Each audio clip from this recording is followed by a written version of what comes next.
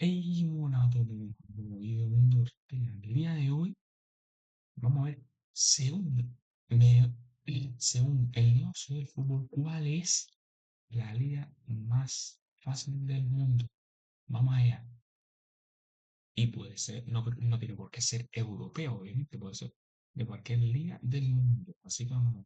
Y aquí van, ¿cuál es la liga más fácil del mundo? Vamos a ver cuál es. 12 de los últimos 13 campeonatos. Esa es la racha del Bayern Múnich en la Bundesliga. 12 de los últimos 13 campeonatos. Esa es la racha del Bayern Múnich en la Bundesliga, para muchos la liga menos competitiva del mundo. Otros podrán señalar la de Croacia, donde el Dinamo Zagreb ganó 18 de las pasadas 20 ediciones, o también la Liga 1 de Francia con el PSG consagrándose 11 veces en solo 13 años. Hombre, la liga de Francia es curioso también, ¿no? Que el PSG se esté convirtiendo, bueno, aunque esta temporada el PSG no va primero, no va primero. Pero déjennos decirles que ninguna de esas se lleva el título al torneo más fácil del planeta. Hoy no solo descubriremos de cuál se trata, sino que también descubriremos por qué ganar tantos trofeos puede ser realmente peligroso para el club. El primer paso es ponernos de acuerdo en cómo medimos la competitividad. La forma más habitual es ver cuántas copas se lleva un mismo equipo a lo largo del tiempo. A simple vista tiene sentido. Si no existe alternancia entre campeones, es porque faltan rivales dignos de disputarle el trono. Bajo este criterio, cuando vemos el mapa mundial, es cierto que la liga croata destaca inmediatamente. Desde la temporada 2005 hasta la actualidad, el Dinamo Zagreb conquistó 18 de los 20 campeonatos posibles. Y ciertamente estuvo a nada de ganar los otros dos. En ambas ocasiones, su verdugo fue el Rijeka. En 2017 lo superó por apenas 2 puntos y en 2025 fue gracias a la diferencia de partidos ganados entre sí. Lo cierto es que si eso no hubiera ocurrido, este video no tendría sentido y claramente el premio se lo llevaría a Croacia. En la misma línea, como dijimos, Bayern Múnich acumuló 12 de las últimas 13 campañas en Alemania. El único capaz de arrebatarle la corona fue el Bayer Leverkusen con la histórica campaña de Xabi Alonso en 2024. En Francia, el escenario es prácticamente el mismo. El PSG consiguió 11 de las últimas 13 Liga 1. Las excepciones fueron el Mónaco de un joven Mbappé en 2017 y el Lille en 2021. Ese Mónaco de Mbappé, Mónaco era increíble. Sin embargo, si de acumular ligas en el siglo XXI se trata, entonces debemos viajar a Moldavia para hablar del Sheriff Tiraspol. Este ganó 21 títulos desde el 2001. Bueno, pero ese no milita en Moldavia, ¿no? Creo que militaba en Transnistria. Hasta ahora, nadie tiene tantas conquistas en el actual milenio. Dinamo llegó a 19, Bayern a 18 y PSG a 11. Probablemente algunos de ustedes estén preguntando de dónde salió este equipo. Otros tal vez recuerden aquel partido de Champions League en 2021 cuando vencieron al Real Madrid por 2-1 en el propio Santiago Bernabéu. Lo cierto es que su dinastía y gran nivel en el plano local está lejos de ser una historia obvia. Para empezar, el conjunto reside en Transnistria, un territorio que ni siquiera aparece en la mayoría de los mapas. Si bien internacionalmente es considerada parte de Moldavia, en 1990 declararon su independencia y actúan como país autónomo desde entonces. Gobierno propio, ejército y hasta distinta moneda. Una de las principales características de Transnistria, clave para entender lo que después sucedería con el Sheriff, es la importante influencia que dejó haber formado parte de la Unión Soviética. Al día de hoy continúan utilizando la hoz y el martillo tanto en su bandera como en distintos puntos de la ciudad. Sí, es curioso el caso de Transnistria, la verdad, muy curioso. La cuestión es que el origen del club está asociado a la empresa Sheriff, de allí el mismo nombre. Dicha organización fue fundada por 2 exagentes de la KGB, la principal agencia de inteligencia de la Unión Soviética, y controlan gran parte de las industrias locales: supermercados, gasolineras, medios de comunicación y obviamente el fútbol. En 1997, la Fútbol, no fútbol, es fútbol. compañía adquirió el equipo Tiraspol de tercera división y lo rebautizó FC Sheriff Tiraspol. Con una financiación muy superior a la del resto de los clubes, rápidamente ascendió hasta primera categoría y una vez allí nunca abandonó la cima. Para dimensionar los recursos invertidos basta con ver su infraestructura. Tienen no uno sino 2 estadios y un complejo deportivo Bueno, perdón, mis compas, 2 estadios, perdón.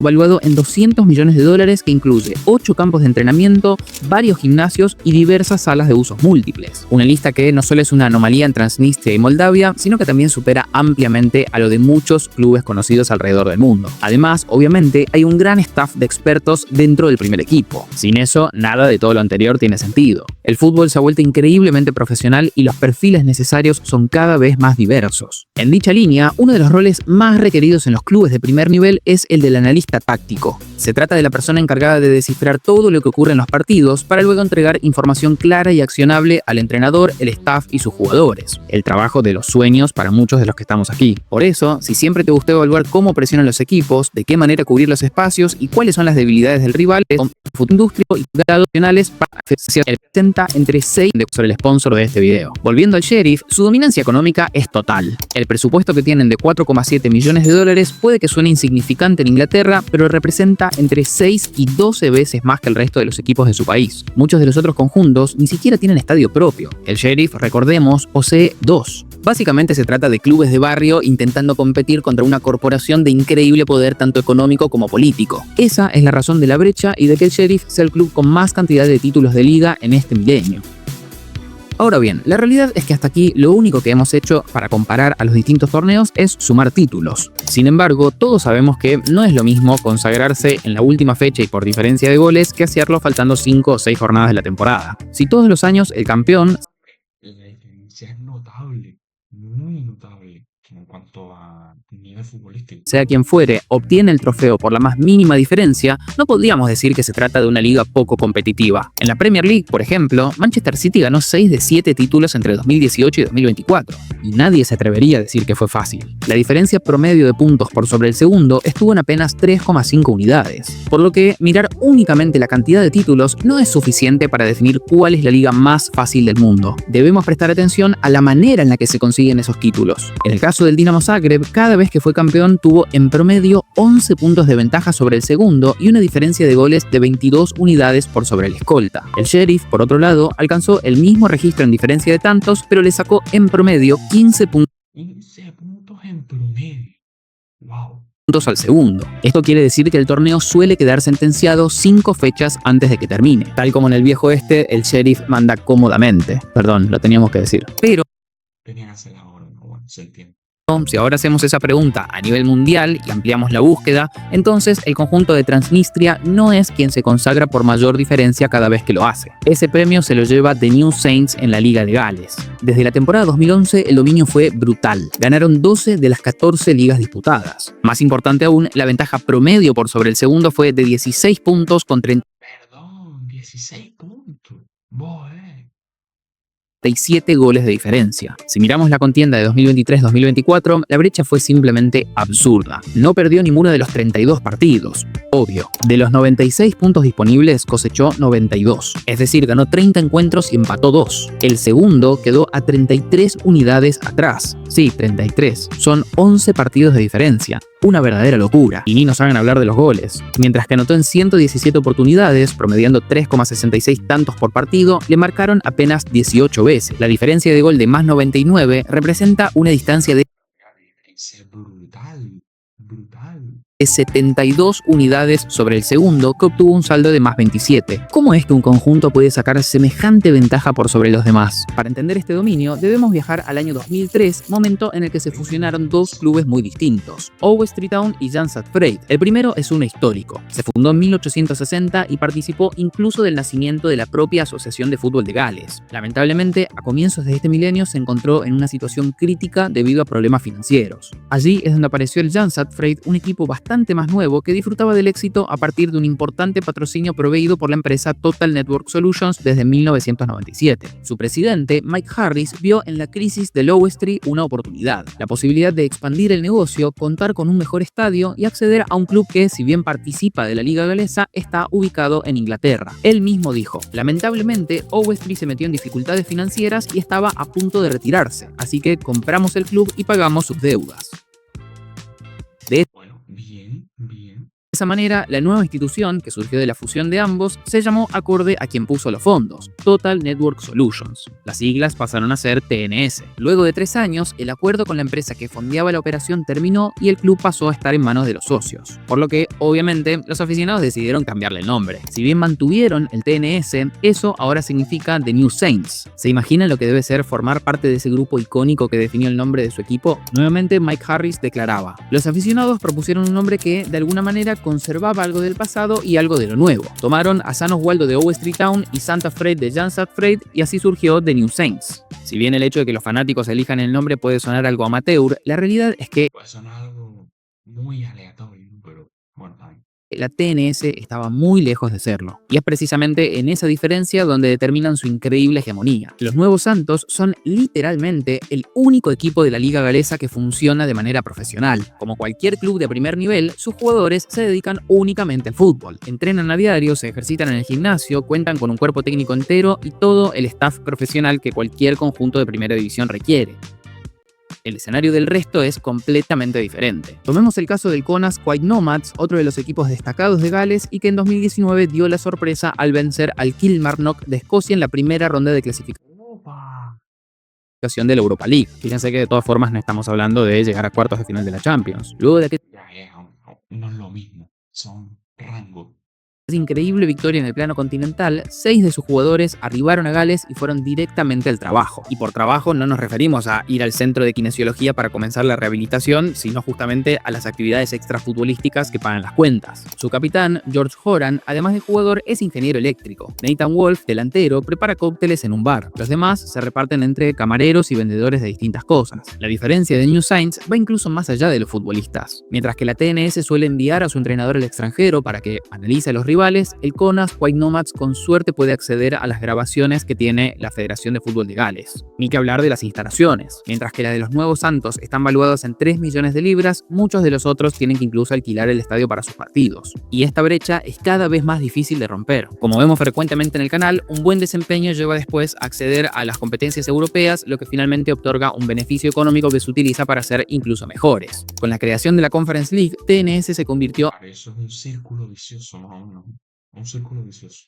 en el primer club de la historia galesa en clasificarse a la fase de grupos de una competencia UEFA. Eso le brindó 5 millones de euros que obviamente reinvirtió en mejorar el equipo. Está claro que en este contexto tampoco le podemos pedir demasiado a aquellos que se enfrenten a la potencia del país. ¿Se imaginan trabajar en una fábrica, entrenar martes y jueves y que el fin de semana te toque disputar un partido frente al Manchester City de Gales? No perder es prácticamente imposible. Por lo que, al considerar la cantidad de títulos, la diferencia de puntos y también la brecha que vimos en términos de organización, queda más que claro que The New Saints es quien gana con mayor holgura su liga en todo el mundo. Habiendo dicho eso, ¿a ustedes les gustaría que su equipo gane con semejante diferencia año tras año? ¿O creen que eso eventualmente Sí. Ojalá el Madrid arrasara así de fácil la Champions, la Liga, la Copa del Rey, la Supercopa España, todo, cargarse todo, con esa diferencia abismal? Ojalá. les daría menos ganas de ver los partidos? Probablemente la votación esté dividida. ¿Quién no quiere salir campeón siempre? Pero de lo que no hay dudas, permítanos decirles, es que en el largo plazo ganar demasiado fácil puede volverse realmente peligroso. La base del problema surge de la hipótesis de la incertidumbre del resultado formulada por Simon Rothenberg en 1956. La idea central de ella es bastante simple. Es una relación inversa entre la previsibilidad del resultado y el interés del público. Es decir, si los aficionados sienten que es obvio quién ganará el partido o, incluso peor, el campeonato, entonces tendrán menos ganas de seguir la competencia y la audiencia caerá estrepitosamente. Lo interesante es que no aplica Sí, pues en Alemania no ha caído nada, ¿eh? Y eso que saben que el Bayern la gana siempre. únicamente a los conjuntos que suelen perder, sino también a aquellos que dominan. Fijémonos lo que sucede en Croacia con la dominancia del Dinamo Zagreb. En la temporada 24-25, el equipo venía de ganar nada menos que 7 ligas consecutivas. A pesar de ello, la asistencia media al estadio fue de apenas 11.593 personas en un recinto con capacidad cercana a 25.000 espectadores, es decir, menos de la mitad. El impacto se vuelve claro cuando comparamos lo que sucede en un partido de Champions League. Allí, el conjunto croata promedió 17.374 personas. Sigue sin estar lleno, pero representa un aumento del 50% respecto a lo que consiguen en la liga. A The New Saints le sucede algo parecido. Mientras que ellos promediaron entre 300 y 400 espectadores en 2025, otros clubes atraían a más de 1.700. Probablemente es más intrigante ver un encuentro entre el segundo y tercer mejor equipo que el de New Saints contra cualquiera de esos dos. Y las butacas vacías son solo el primer paso del problema. El inconveniente real, sobre todo para ligas grandes como la de Francia o la de Alemania, aparece cuando analizamos el impacto que tiene sobre el valor de los derechos televisivos, algo que claramente está asociado a la cantidad de audiencia que pueden generar sus partidos. Solo basta con ver los increíbles problemas que viene teniendo la Liga 1 en los últimos años para justamente ofrecer ese producto. Con el dominio absoluto del PSG, sumado a algunas tendencias de la industria, llevan ya 5 temporadas con problemas y diversos contratos que se terminan antes de tiempo, como por ejemplo con Media Pro y DAZN. La cuestión al final del día sigue siendo la misma. No hay suficiente gente mirando los partidos como para que se convaliden los precios que la liga necesita. A 2025, el contrato de transmisión para su territorio nacional es el más bajo de las 5 grandes ligas europeas. Los 580 millones de euros anuales que consiguen están bastante lejos de los 900 millones de la Serie A y ni que hablar de los casi 2.000 millones de la Premier League. Si pasamos a mirar datos para el resto del mundo, la foto es todavía más clara. Reciben apenas 80 millones de euros por temporada contra 240 de Alemania, 835 de España y 2.560 millones de Inglaterra. Bueno, pero es que la Premier ya es otro nivel en cuanto a económico, o sea, y a fútbol.